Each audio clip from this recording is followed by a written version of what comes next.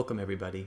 NICO, Scarlet Moon here with your Pathwatchers report on the incoming wave that will be here to stay for all individuals, collectives, and experiences. This week's wave, personified by the Death card and the Devil, illustrates the elimination of entrapment. While these cards may appear frightening, it is not so.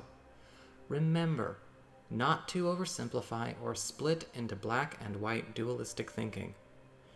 You might even interpret this combination to represent the death of the demon, if that is more comforting. As March draws to a close, there is an enactment of a great release in the spirit of the displacement wave. The Devil, representing here as the binds of attachment, tethers to detrimental, detractive influences, is eliminated. Remember, death is an end we accept as a natural, understandable, and even necessary process, bringing neither surprise nor shock. Considering the elimination of soul contracts commencing, it's no surprise that the attachment mechanic is now terminated. This wave is easing acceptance of transitions that have been resisted either by the self or by others. This is a freedom combination. The means by which certain beings would attach, control, or bind themselves to another are no longer functioning in the way they once did. The support for that dynamic and mechanic is now obliterated on a multidimensional level. Control patterns, spiritual attachments, social and environmental scripts no longer attract or maintain in this new dynamic. They don't manifest anything anymore. There may be some emotional and psychological aftermath in the short term, but only for the short term. This energy is no sloth. Some may not be prepared for such an eventuality, even if it is starting a huge ripple into true soul empowerment. Remember, it is healing. It is more than a mass cord cutting between all things. It is an obliteration of the cord attachment mechanic. The power of creation, manifestation, and all spiritual work has always been quality over quantity. As this lands and keeps, it will become much more easy and available for all to step in to their own personal power. This is true freedom in the highest interest of all concerned. This is autonomy by release. Freedom to embody the highest expressions of self more than ever. Freedom to embody love and divinity in its pure form. And so it is. All right there, Cancer. Now that we've seen the incoming wave and how it's going to be affecting everybody, and remember, it's for everybody and it's here to stay, not just for this week. Let's have a look and see how it's going to be landing for you this week. Now, don't forget to also like, share, and subscribe. You know I appreciate it. Well, when it comes to the archetypal themes, the background energy, what's going on in all areas of your life, we have the Temperance card upright. And the key word that's popping out here is just integration. There's a lot of things coming to be included into your space. We're still working, right, within that displacement wave that we talked about in a couple of the intro videos this last few weeks, because those are here to stay as well. But with the Temperance card popping up, we're actually seeing something going on where your journey is having a lot more resources, a lot more connections, a lot more people, but also at the same time a lot more options starting to open up and infuse into its everyday experience. And when we have that occurring, well, with the Temperance card, we have to make room, right? It's like we just talked about with the incoming wave. You know, the obliteration of attachment and, and cord mechanics and control mechanics. So there's something going on here where now all of that stuff is out of the way. All of that stuff is scattering and shattering all over the place. What was kept out by those mechanics, by those dynamics, is now finally flowing in. And so this week, you're going to be finding, well, how do we include this? How do we work this into what's going on, right? A lot of stuff is getting displaced, but how do we also start to make room for this cool new stuff that's also showing up for us, our family, our partners, our jobs, all of these things. What is happening as a replacement or an inclusion? And how do we actually work it in effectively? So a lot of you are going to be feeling fairly spoiled in a lot of ways. And as we get on to news and arrivals, we have the Six of Swords in reverse.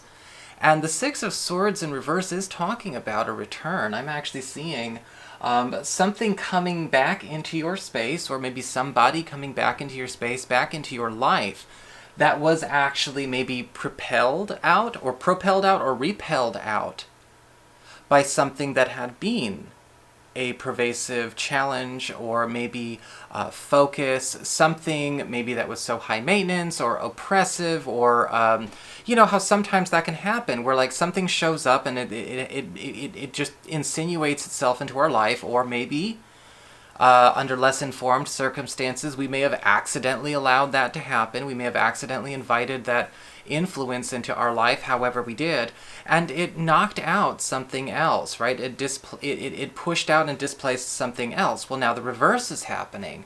And so I feel like a treasured person, connection, or even, again, resource, maybe even old opportunities are coming back from the past to take their rightful space in your life. And so that'll be an interesting thing to see, have, you know, kind of reconnect there.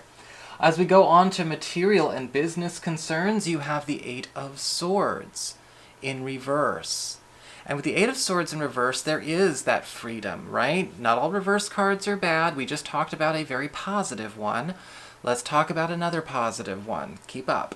The Eight of Swords reversed is all about release from ties that bind. It's very much the focus of the incoming wave. And this could actually be some kind of obligation or project, or even, you know, a weight that we have been bound to financially or professionally that needs to just be let go, released and purged and done away with. Because with the Eight of Swords reversed, I'm actually seeing you being let off a hook of some kind that you've been dangling on for a while. And it doesn't have to necessarily be like super, super dire. It just feels ultimately like there is a powerful release, or perhaps even a very quick, abrupt removal of some kind of pervasive problem or block here, something that could have been costly, something preventing us from maybe acquiring more material security, or maybe even something that had been keeping us from moving forward. It's like a glass wall or glass ceiling, some kind of containment being eliminated. As we get on to love and relationships, well, you've got the Two of Cups in reverse. And there's going to be a need to reconcile some key differences when it comes to long-term pictures in relationships. And that's okay, right? We've got to do that every once in a while. That's healthy. We're both individual expressions, right? So we both need to know when we need to talk about what page the future is on and where we want to put that. And with this Two of Cups reversed, I'm actually seeing, yeah, there's something happening here, either in an existing relationship, or if you're available, maybe even with somebody new that you've been seeing, or even somebody completely brand new, that our trajectories, or maybe the route we want to take to a certain future, are not the same. It's not that we don't care about each other or that we're not interested in each other. Actually, quite the contrary. The Two of Cups reversed isn't about people who don't care about each other. It's just about people who had something else in mind. And when it comes to like where this relationship is going to go. So with the Temperance card, we have to find a way to include all of this stuff. A lot of things are shifting up. A lot of good stuff is shifting up. And our attitudes about what our future can be are naturally going to change when they're under completely different circumstances than the commitments we originally made were made.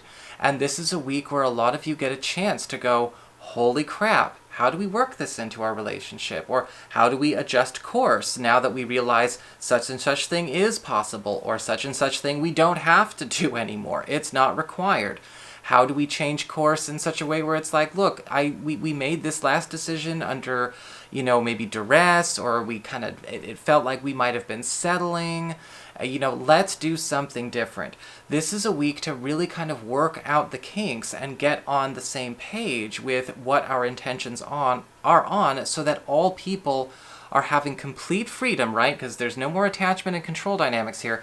Complete freedom to have the future they want and the relationship they want. And I think that this is going to be a beautiful way to start crystallizing everyone's core intentions together.